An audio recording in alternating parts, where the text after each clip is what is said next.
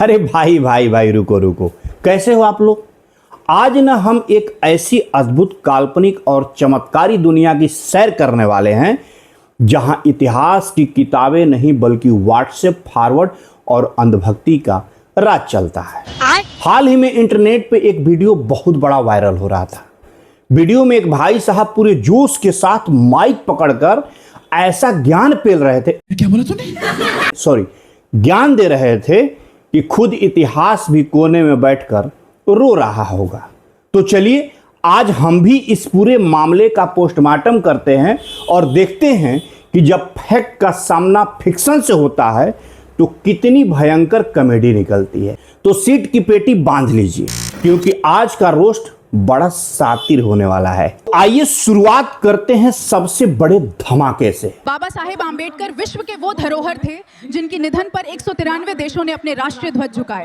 जय भीम। हमारे कुछ बुद्धिजीवी भाई दावा करते हैं कि जब 1956 में अंबेडकर जी का निधन हुआ था तो दुनिया के 193 देशों ने अपने राष्ट्रीय ध्वज को आधे झुका दिए थे। वाह क्या बात है भाई, मतलब इमोशन कर दिया यार तुमने तो।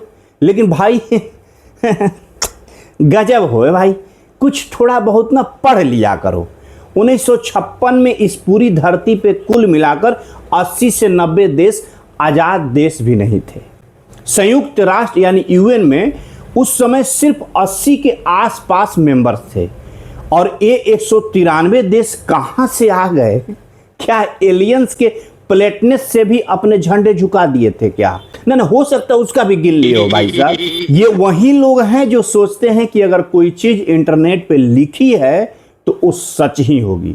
भाई 193 देश तो आज 2026 में भी बमुश्किल से यूएन के मेंबर बने हैं। इस लॉजिक के हिसाब से तो डायनासोर ने भी 2 मिनट का मौन रखा होगा। भाई वो सब भी तो किसी ना किसी प्लेनेट के होंगे ना। अब आते हैं शिक्षा पर।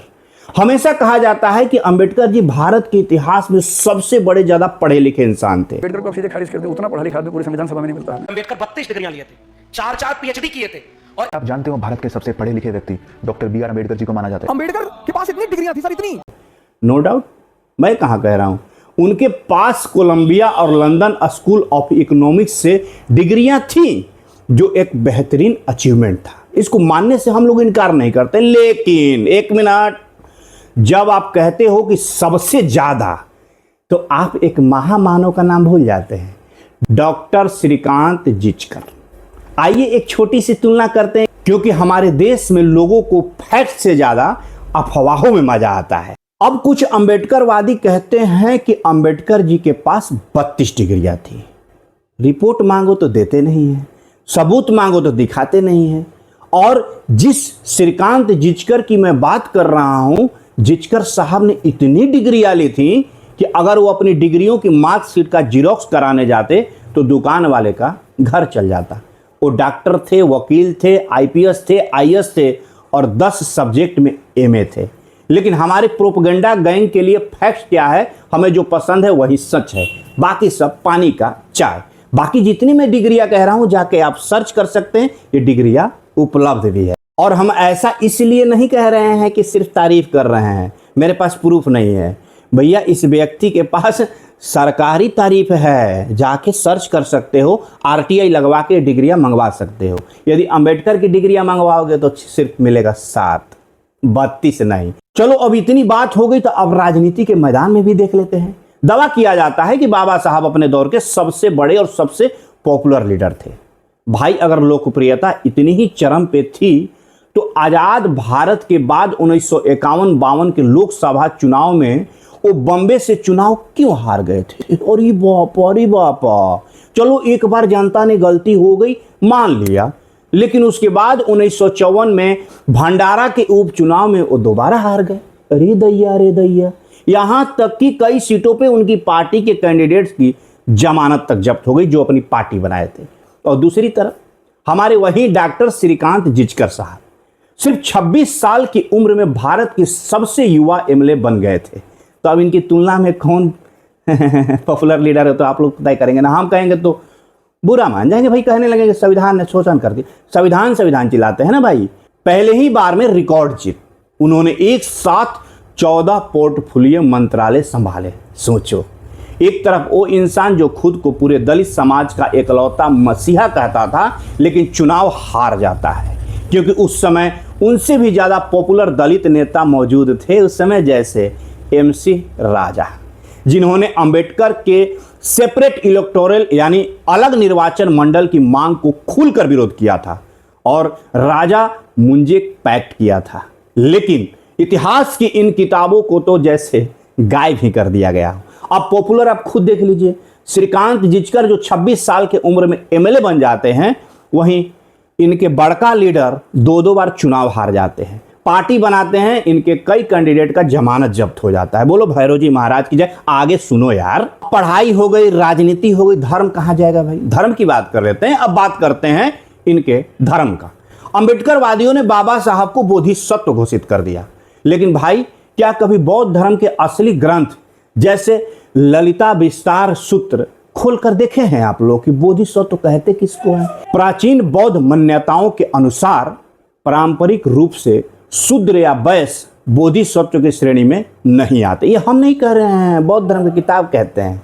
बाबा साहब क्या थे आप लोगों को पता हो, क्योंकि बोधिसत्व हमेशा उच्च कुलीन या पुरोहित परिवारों में जन्म लेते। अरे भैया ये तो बड़ा बात भैया है। यानी कि बोधिसत्व जो होते हैं वो राजपूत, ब्राह्मण, भूमिहार और भैरव जी महाराज की ज़्यादा नहीं कहेंगे, विवाद हो जाएगा भाई, काहे विवाद करवाते रहते हो। ऐसा उन टेक्स्ट में लिखा हुआ भैया जो बौद्ध धर्म की किताब है। चलो इस बात को अगर हम मॉडर्न नजरिए से छोड़ भी दें तो भी बोधिसत्व बनने की पहली शर्त क्या है? आपको अपना परिवार, संपत्ति, वासना और राजनीतिक सब कुछ छोड़ना पड़ता है। आपको भिक्षु बनना पड़ता है। लेकिन अंबेडकर जी ने क्या किया? उन्होंने बोधिसत्व कहलाने के बाद भी न तो अपनी पत्नी को छोड़ा, न दिल्ली की लुटियंस की राजनीति छोड़ी और न ही कभी भिक्षु बने। वो अंत तक पॉलिटिक्स में एक्टिव रहे। तो ये कैसा बोधिसत्व स्टेटस है भाई? ये तो वैसा ही है कि मैं ऑफिस भी नहीं जाऊंगा, काम भी नहीं करूंगा, लेकिन सैलरी मुझे CEO वाला चाहिए। और एक बात मैं और लेटेस्ट बता देता हूं कि जब इनको बौद्ध भिक्षुओं द्वारा शपथ दिलवाया जाता था कि बुद्धम शरणम गच्छामि, धम्म शरणम गच्छामि, संघ शरणम गच्छामि, तो संघ शरणम गच्छामि नहीं कहते, मतलब हम भिक्षु नहीं बनेंगे भाई, और ना हम पत्नी, घर द्वार, ये सब भिक्षा उक्षा मांगने हम नहीं जाए। किस बात का बोधिसत्व भाई? इन सब में सबसे मजेदार बात तो यह है कि अंबेडकर जी ने बौद्ध धर्म अपनाया ही नहीं। वो असली बौद्ध धर्म था ही नहीं। उन्होंने एक नया वर्जन निकाला जिसे कहा गया नौयान। यानी पारंपरिक बौद्ध धर्म में गौतम बुद्ध ने कर्म और पुनर्जन्म के सिद्धांत को माना है, लेकिन अंबेडकर जी के नौयान ने कर्म और पुनर्जन्म दोनों को खारिज कर दिया। असली बौद्ध धर्म अपनाने के लिए कभी यह प्रतिज्ञा नहीं लेनी पड़ती कि मैं राम और कृष्ण को भगवान नहीं मानूंगा, मैं गौरी गणेश की पूजा नहीं करूंगा। लेकिन अंबेडकर जी ने 22 प्रतिज्ञाएं दिलवाई। उनका पूरा फोकस बौद्ध धर्म की अच्छाइयों पर कम और सनातन धर्म, हिंदू धर्म के प्रति नफरत फैलाने पर ज्यादा था। इसको ध्यान से सुन लीजिए। वो बौद्ध धर्म अपनाए ही नहीं थे और बौद्ध धर्म की अच्छाइयों से ज्यादा वो सनातन धर्म की बुराइयां करते थे। साफ दिखता है कि भाई की मकसद आध्यात्मिक शांति खोजना नहीं था, बल्कि सनातन धर्म के ताने बाने को तोड़ना था। यदि आपको किसी नए रास्ते पर जाना है तो जाओ ना भाई, खुशी खुशी जाओ, लेकिन जाते जाते पुराने घर पे पत्थर मारा नहीं जाता है भाई। ये समझदारी है। यह तो वह बात हो गई कि ब्रेकअप हो गया तो अब एक्स की बदनामी करना ही मेरा नया करियर हो गया, यानी उसको खूब बदनाम करो कि मेरे साथ घूमती थी, मेरे साथ खाती पीती। खैर, इसका मकसद से इसका कोई लेना देना नहीं है। मैं एक एग्जाम्पल बताया, यदि अंबेडकर को बौद्ध धर्म अपनाना ही था तो खुशी खुशी अपनाते, उससे कोई लेना देना नहीं था। लेकिन मैं राम कृष्ण को नहीं मानूंगा, मैं दुर्गा देवी गौरी गणेश की पूजा नहीं करूंगा, लेकिन मैं ईश्वर आला की इबादत करूंगा, मैं ईश्वर आला, मुसलमान मेरे भाई हैं, लेकिन सनातन धर्म वाले द्रोही हैं। ये आज के अंबेडकरवादी कहते हैं और आज के नौवान वाले दय भीम नमो बुधाय खूब कहते हैं, लेकिन उनको बौद्ध धर्म से कोई लेना देना नहीं है। ये फैक्ट है भाई, इसकी तुम लोग आज जो है ना इसके बारे में जान लो। जितने भी नौयान हैं, जितने भी जो कहते हैं जय भीम नमो बुधाय, उनको बौद्ध धर्म से कोई लेना देना नहीं। वो अलग धर्म अपनाते हैं भाई, उनको बौद्ध भिक्षु से कोई लेना देना नहीं है। तो भाइयों और उनकी बहनों, इस पूरी वीडियो का लबुलुआब क्या है? सच यह है कि इतिहास को इस तरह से तोड़ मरोड़ कर पेश किया गया है ताकि एक खास नैरेटिव सेट किया जा सके। जब आप बिना पढ़े किसी को भगवान बना लेते हो तो ऐसे ही 193 देशों के काल्पनिक झंडे झुकने लगते हैं। मैं तो सोच रहा हूं कि इस पूरे मुद्दे पर एक बाबा साहब के चमत्कारी कारनामे पर एक पूरा वीडियो सीरीज ही बना दूं। क्या बोलते हो आप लोग?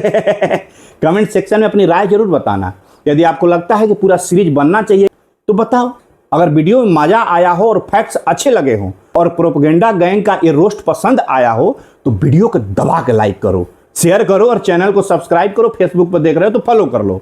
और ऐसे किए बिना मत जाना भाई। मिलते हैं अगले वीडियो में। तब तक के लिए जय हिंद। सतर्क रहिए और व्हाट्सएप यूनिवर्सिटी से दूर रहिए। और ऐसे अम्बेडकरवादी जो कहते हैं उनके लिए भैरव जी महाराज की जय हो।